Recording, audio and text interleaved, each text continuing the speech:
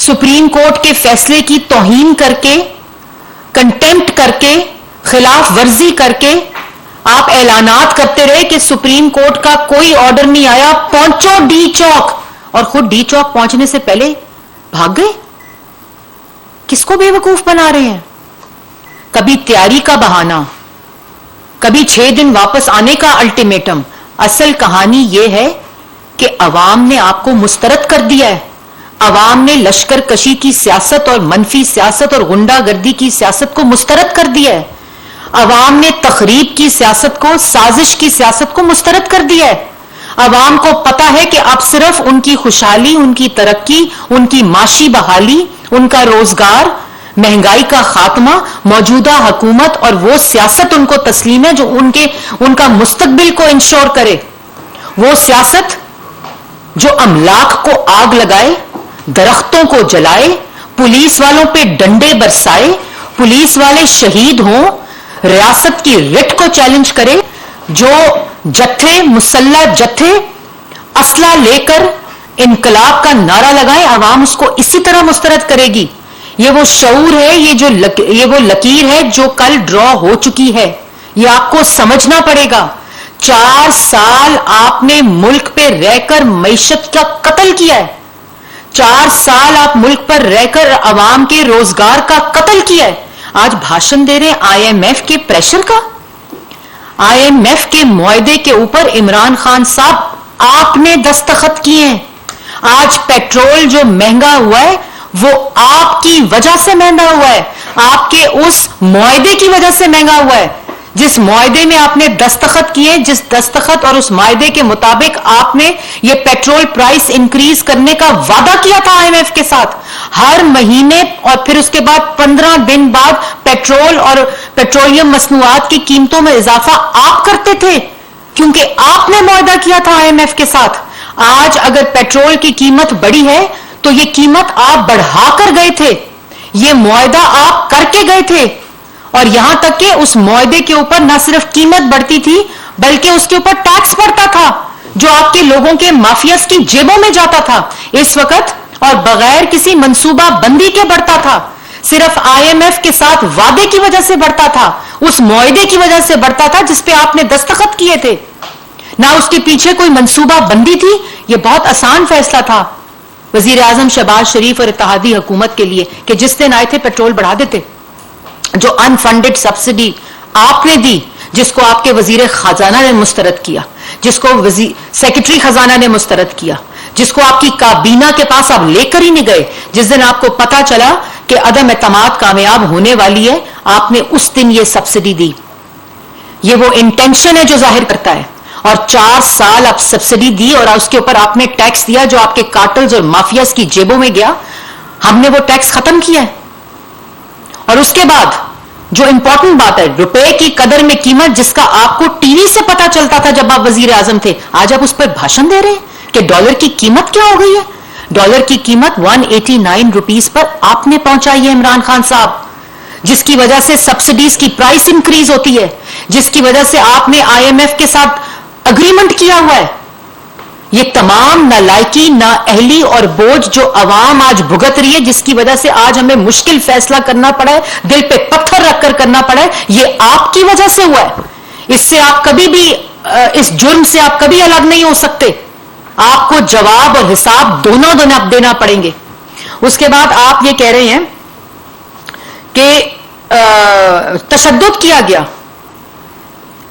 شہباز شریف صاحب وزیر اعظم نے یہ واضح طور پر بتا دیا تھا کوئی پولیس والا آرمڈ نہیں تھا, کوئی لا انفورسمنٹ ایجنسیز والے جو عوام کی حفاظت اور سیکیورٹی کے لیے وہاں موجود تھے کوئی آرمڈ نہیں تھے. ان کے پاس ربر بلٹس موجود تھی. صبح جب 7:45 بجے تک جب بریفنگ ہم لوگ آخری لے رہے تھے, ایک ربر بلٹ کا استعمال نہیں ہوا, ایک ربر بلٹ کا استعمال نہیں ہوا. 18 رینجرز اور پولیس والے شدید زخمی ابھی تک بھی پڑے ہوئے ہیں. اور آپ کہہ رہے ہیں تشدد ہوا ہے. تشدد اگر کسی نے کیا ہے, اگر کسی نے نا انصافی کی ہے, اگر کسی نے بے حسی کی ہے, وہ آپ نے کی ہے. آپ نے کالز دے کر میٹرو سٹیشنز جلوائے, آپ نے کالز دے کر پولیس والوں پہ تشدد کروایا. آپ چاہتے تھے 2014 دوبارہ ریپیٹ ہو. آپ نے کالز دے کر بلو ایریا کے درخت چلوائے. مانے کہ میں نے یہ کیا ہے. مانے وہ غصہ آپ نے میٹرو سٹیشنز کے اوپر نکالا کہ عوام نہیں نکلی. آپ یہ تسلیم کریں کہ آپ ناکام ہو گئے ہیں. اس کا بوجھ کسی اور پہ ڈالنے کی ضرورت نہیں ہے. اپنی غلطیوں, اپنی ناکامی اور اپنے فیلئر کا بوجھ اٹھانا شروع کریں, کیونکہ اب آپ کی قسمت میں صرف اور صرف ناکامی ہے. 4 سال آپ ناکام رہے. 4 سال آپ کی ناکامی, آپ کی نااہلی, آپ کی کرپشن, آپ کی لوٹ مار, آپ کے کارٹلز اور آپ کے مافیا نے پاکستان کی عوام کو بے روزگار کیا, بھوکا کیا, غریب کیا, جس کا بوجھ آج ہمیں اٹھانا پڑا. لیکن یہ جو فیصلے ہیں یہ کسی منصوبہ بندی کے بغیر نہیں ہے. اس کے پیچھے دن رات کی منصوبہ بندی ہے کہ اگر آج آپ نے جو 30 روپے پیٹرول مہنگا کرنے کا وعدہ IMF کے ساتھ کیا تھا, اگر آج وہ بوجھ ہم نے اٹھایا ہے, اگر آج وہ فیصلہ ہم نے کیا ہے, تو اس کے پیچھے پاکستان کی عوام کے لیے کیا منصوبہ بندی ہے وہ کر کے کیا ہے. یہ بات یہ نہیں ہے کہ وزیر اعظم سو رہا ہے اور پچھلے رات کے اندھیرے میں پیٹرول مہنگا ہو گیا. یہ بات نہیں ہے. اور آج کرائے کے ترجمان جو صبح باتیں کر رہے تھے پیٹرول مہنگا ہو گیا ہے, آپ کو شرم آنی چاہیے بیان دیتے ہوئے بھی. آپ کو گریبانوں میں جھانکنا چاہیے کہ آپ نے ملک کے ساتھ کیا ہے, اور جس کی وجہ سے آپ کے لانگ مارچ کو اور آپ کے چہروں کو عوام نے مسترد کیا ہے. یہ بات آپ کو سمجھنی پڑے گی. اوورسیز پاکستانیز کی بات کرتے ہیں, جھوٹ بولتے ہیں. یہ ابھی لا منسٹر نے پریس ٹاک کی ہے جس میں واضح طور پہ وہ تمام طریقے بتائیں, لیکن میں آپ کو بتاتی چلوں, جس اوورسیز پاکستانی سے پیسہ لے کر آپ نے اپنے ملازمین کے اکاؤنٹس پر منگا کر ڈاکے ڈالے, ہم وہ نہیں ہیں. ان سے چندے کے پیسے آپ لوگ کھا گئے, ہم وہ نہیں ہیں. ہم اوورسیز پاکستان کو نہ صرف یہ حق دے رہے ہیں کہ وہ ووٹ ڈال سکتے ہیں, بلکہ ٹرانسپیرنٹ طریقہ جس کے اوپر الیکشن کمیشن کے اعتراضات تھے, جو آپ نے اپنی سیاست چمکانے کے لیے لیجسلیشن کو بلڈوز کیا تھا بغیر کسی منصوبہ بندی کے, ہم اس کو ریپیئر کر رہے ہیں, ہم اس کو ٹھیک کر رہے ہیں کہ آئندہ آنے والے وقت میں اوورسیز پاکستانیز کے ووٹس کو متنازع نہ بنایا جائے. 31 اعتراضات لگائے تھے الیکشن کمیشن نے, جن کو آپ نے ایڈریس کرنا ضروری نہیں سمجھا. آپ کی انا کے آگے وہ بات ہے کہ کسی چیز کے اوپر کنسلٹیشن نہ ہو جائے, کہیں مشورہ نہ ہو جائے, کہیں ان پٹ نہ آ جائے کہیں, کیونکہ آپ کے تکبر اور آپ کی انا اتنی بڑی ہے کہ اس کے اوپر مشاورت تو جائز ہی نہیں ہے. ہم نے نہ صرف اوورسیز پاکستانیز کا یہ حق انشور کیا ہے, بلکہ ہم نے پارلیمان میں اوورسیز پاکستان کی نمائندگی دی ہے. ہم ایک سٹیپ آگے گئے ہیں اور ہم نے الیکشن کمیشن کو خود مختار کیا ہے, کیونکہ الیکشن کمیشن کا خود مختار ہونا, غیر جانبدار ہونا اور منصفانہ ہونا آئین میں درج ہے. آپ الیکشن کمیشن کے اوپر حملہ کرتے رہے, ان کو گالی دیتے رہے جب انہوں نے کبھی کہا کہ یہ EVM مشین ٹھیک نہیں ہے, اس کے اوپر ٹیکنیکل اعتراضات اٹھائے, آپ نے ان کے اوپر چڑھائی کر دی.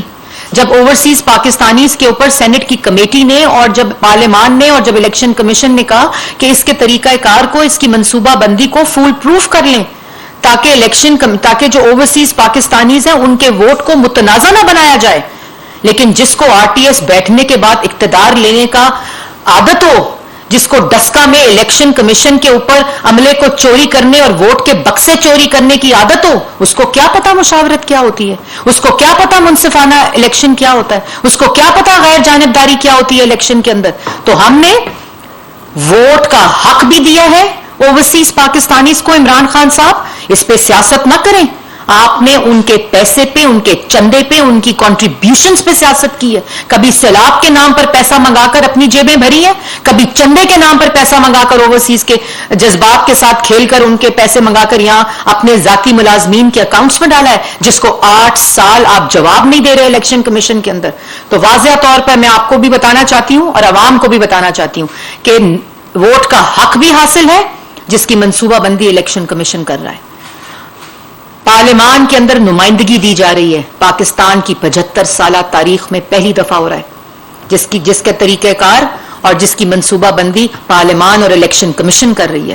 کس طرح الیکشن کمیشن EVM کی مشین کو جو کھلونا انہوں نے انٹروڈیوس کرایا تھا وہ کیسے اس مشین میں تبدیل ہو جو فائنینشلی ایڈمنسٹریٹولی اور ٹرانسپیرنسی وائز انشور کرے پاکستانیوں کے ووٹ کو, اوورسیز پاکستانیوں کے ووٹ کو. اس کی منصوبہ بندی کے لیے الیکشن کمیشن کو یہ قانون سازی کر کے الیکشن کمیشن کو یہ حق دیا گیا تاکہ موجودہ حکومت نہ اس میں اپنے پولیٹیکل ویسٹڈ انٹرسٹ کو یوز کر سکے, نہ اپنے اختیارات استعمال کر کے اس کو ٹویک کر سکے, بلکہ الیکشن کمیشن ایک غیر جانبدارانہ طریقے سے, منصفانہ طریقے سے اس کو انشور کرے کہ اگر اوورسیز پاکستانی ووٹ ڈالے تو ڈبے سے اتنے ووٹ نکلیں, مشین اتنے ووٹ بتائے, ٹرانسپیرنسی انشور ہو. اور اس کے ساتھ ساتھ جب جعلی انقلاب کا نعرہ لگتا ہے عمران خان صاحب, جب اپنی سیاست کو, منفی سیاست کو بچانے کا نعرہ لگتا ہے عمران خان صاحب, جب لوگوں کو استعمال کر کے اپنی سیاست چمکانے کا نعرہ لگتا ہے عمران خان صاحب, تو انقلاب نہیں ہوتا, وہ سیاسی سازش ہوتی ہے. اس میں لوگوں کا سہارا لیا جاتا ہے اور لوگوں کو بے وقوف بنایا جاتا ہے. لیکن میں خراج تحسین پیش کرتی ہوں پاکستان کی عوام جو اس سازش کو بھی سمجھ گئے ہیں, جو اس مائنڈ سیٹ کو بھی سمجھ گئے ہیں, اور جن کو یہ بات معلوم ہو چکی ہے کہ ایک جھوٹا شخص ہے, ایک منافق شخص ہے, ایک ناکام شخص ہے, ایک نالائق شخص ہے, ایک نااہل شخص ہے, ایک چور شخص ہے جو صرف اور صرف پاکستان کی عوام کو بے وقوف بنا رہا ہے, جس کا سیاسی بیانیہ بھی دفن ہو چکا ہے, جس کی سیاست بھی دفن ہو چکی ہے. کل کے بعد 6 دن کا الٹیمیٹم مت دیں, آپ 6 صدی تک اسلام آباد واپس نہیں آ سکتے, کیونکہ عوام اب آپ کے ساتھ نہیں ہے, عوام نے آپ کا ساتھ چھوڑ دیا ہے. اور جب آپ خود ناکام ہو گئے تو عدالت کو دھمکی دیتے ہیں کہ اپنی پوزیشن واضح کرے. سپریم کورٹ نے 11 اپریل کی رات کو اپنی پوزیشن واضح کر دی تھی جب انہوں نے نیشنل اسمبلی کو بحال کیا تھا, جب انہوں نے غیر آئینی ڈپٹی اسپیکر کی ریزولوشن کو ریورس کیا تھا, جب آپ نے ان کو دھمکی اور گالی دی تھی, جب سپریم کورٹ کے اوپر آپ نے حملہ کیا تھا کہ میں کیوں رات کو عدالت کھلی, میں دیکھ لوں گا, تو اس وقت واضح ہو گئی تھی پوزیشن سپریم کورٹ کی کہ سپریم کورٹ آئین کے ساتھ ہے, اور کوئی ایسی چیز جو آئین کی وائلیشن ہوگی سپریم کورٹ اس کے خلاف کھڑی ہوگی, پارلیمان اس کے خلاف کھڑا ہوگا, پاکستان کی عوام اس کے خلاف کھڑی ہوگی, میڈیا اس کے خلاف کھڑا ہوگا. یہ بات واضح ہو چکی ہے اور اس کو آپ جتنی جلدی سمجھ لیں, لیکن کل سمجھ آ گئی ہوگی, کل آپ کو پتہ چل گیا ہوگا. اس لیے گولی کھائیں اور سکون کریں, سکون کی نیند سوئیں, آرام سے آرام کریں. ٹی وی پر آنے کی ضرورت نہیں ہے اس ذہنی حالت میں, کیونکہ پاکستان کی عوام آپ کی اصلیت کو جان چکی ہے. آخر میں ایک بات ضرور کہنا چاہوں گی کہ جو امپورٹنٹ ہے کہ روز کھڑے ہو کر اداروں کو اور سپریم کورٹ کو دھمکیاں نہ دیں اور کہتے ہیں وقت ہے سوچ لیں. سپریم کورٹ بھی سوچ لیں اور نیوٹرلز بھی سوچ لیں. آج یہ پیغام دے رہے تھے تو نیوٹرلز نے بھی نیوٹرل رہنے کا فیصلہ کیا ہے, سپریم کورٹ نے بھی آئین کے ساتھ کھڑے ہونے کا فیصلہ کیا ہے, عوام نے بھی اپنی خوشحالی اور اپنی ترقی اور اپنے روزگار کے ساتھ کھڑے ہونے کا فیصلہ کیا ہے. یہ آپ کان کھول کر سن لیں کہ اس کے اندر کوئی ابہام نہیں ہے. اگر کوئی شک اور شبہ ہے تو وہ آپ کے دماغ میں ہے, جس کی وجہ سے آپ کی ذہنی حالت وہ ہے جو آپ آج جس طرح کی آپ آج گفتگو کر رہے تھے. اور باقی بات یہ ہے کہ 6 دن کے بعد آپ نے کہا کہ ہم بیٹھ سکتے ہیں آپ کے ساتھ اگر آپ الیکشن کی تاریخ کا فیصلہ کر دیں, یا جون میں شاید کہا ہے کہ الیکشن کا اعلان کر دیں. اس میں بیٹھنے کو ہم تیار ہیں اگر تو جو کووڈ پہ بیٹھنے کو تیار نہیں تھا, جو فیٹف پہ بیٹھنے کو تیار نہیں تھا, جو چارٹر آف اکانومی پہ بیٹھنے کو تیار نہیں تھا, جو ملک کے اندر دہشت گردی پہ بیٹھنے کو تیار نہیں تھا, جو قومی سلامتی کے امور پر بیٹھنے کو تیار نہیں تھا, وہ کہتا ہے بیٹھ جائیں اگر جون میں اعلان کر دیں. کان کھول کر سن لیں, میں بہت دفعہ کہہ چکی ہوں الیکشن کا اعلان اپنی آئینی مدت پوری ہونے کے بعد کیا جائے گا. الیکشن اور حکومت آئینی مدت پوری ہونے کے بعد ہوگا. ختم ہوگی حکومت اور الیکشن ہوگا, اور اس کا اعلان حکومت اور اتحادی کریں گے. اب آپ اپنے گھر بیٹھیں, بنی گالا بیٹھیں, کیونکہ آپ وہاں سے نکلنے کے قابل نہیں رہے. آپ بہت شکریہ. عثمان خان سما سے. میڈم اس وقت عمران خان صاحب تو ظاہر سیاست کر رہے ہیں, ان کے پاس تو کوئی آپشن نہیں ہے, لیکن اس وقت جو عوام کی حالت ہے وہ بڑی دگرگوں ہے, اور جو فیصلہ کیا گیا ہے پیٹرولیم قیمتوں میں اضافے کا, ابھی بھی یہ بتایا جا رہا ہے کہ 115 ارب روپے کی سبسڈی اس وقت بھی دی جا رہی ہے پیٹرول کی. کیا آئندہ آنے والے دنوں میں مزید پیٹرول مہنگا ہوگا, بجلی کی قیمتوں میں اضافہ ہوگا, اور تمام وہ شرائط جو IMF سے کی ہیں وہ منظور کی جائیں گی؟ دیکھیں, بات یہ ہے کہ جیسے میں نے پہلے کہا کہ IMF کا ایک پروگرام جو عمران خان صاحب نے جس پہ دستخط کیے تھے, اور عمران خان صاحب نے یہ شرائط قبول کی تھی. ہم نے آج, میں نے اپنے ٹویٹر ہینڈل سے بھی یہ ٹویٹ کیا IMF کا معاہدہ, اور آپ کے پاس بھی وہ IMF کے معاہدے موجود ہیں. ثناء اللہ صاحب کے پاس بھی موجود ہوگا, ان سے لے لیں, یہ کافی اکانومی کے اوپر رپورٹنگ کرتے ہیں. تو یہ شرائط پہ دستخط کیے ہیں, لیکن ان شرائط کو ہم نے اپنی پالیسی فکسز کے ساتھ کیسے نرم کرنا ہے عوام کے لیے. ہم نے عوام کو کیا ریلیف دینا ہے فسکل مینجمنٹ کے ذریعے, اور ہم نے وہ عوام جس پہ ان پالیسیز کا, ان شرائط کا جو عمران خان صاحب نے کی ہیں, ان کا عوام پہ کیسے کم سے کم بوجھ پڑے, اور ہم آئندہ جو IMF کے ساتھ نیگوسیشنز کریں اس میں عوام کے لیے کیا ریلیف ہو, اور وہ کون سی منصوبہ بندی ہو جس کے ذریعے ہم IMF کے ساتھ جو نیگوسیشنز کر رہے ہیں اس کا کم سے کم امپیکٹ اور بوجھ عوام پہ پڑے. ہمارا یہ ویژن ہے. اور آج شہباز شریف صاحب وزیر اعظم قوم سے خطاب کریں گے, اور جو وزیر اعظم شہباز شریف صاحب نے اور اتحادی اور کابینہ نے بیٹھ کر منصوبہ بندی کی ہے, اس کے کیا کیا ایلیمنٹس ہیں, وہ تمام چیزیں پاکستان کی عوام کے سامنے رکھی جائیں گی, جو ان کو, جس سے پاکستان کی عوام کو یہ فرق پتہ چلے گا کہ اب وزیر اعظم وہ نہیں ہے جو رات کو سوتا ہے اور صبح ٹی وی سے دیکھتا ہے کہ روپے کی قدر میں کمی آ گئی ہے, آلو ٹماٹر مہنگے ہو گئے ہیں, مہنگائی کی شرح کیا ہے, وہ ٹی وی سے نہیں پتہ چلتا. وہ ایک ہینڈز آن وزیر اعظم ہے جو دن رات ان تمام معاہدوں کی شرائط عوام پہ بوجھ کیسے نہ پڑے اس کی منصوبہ بندی کر رہے ہیں.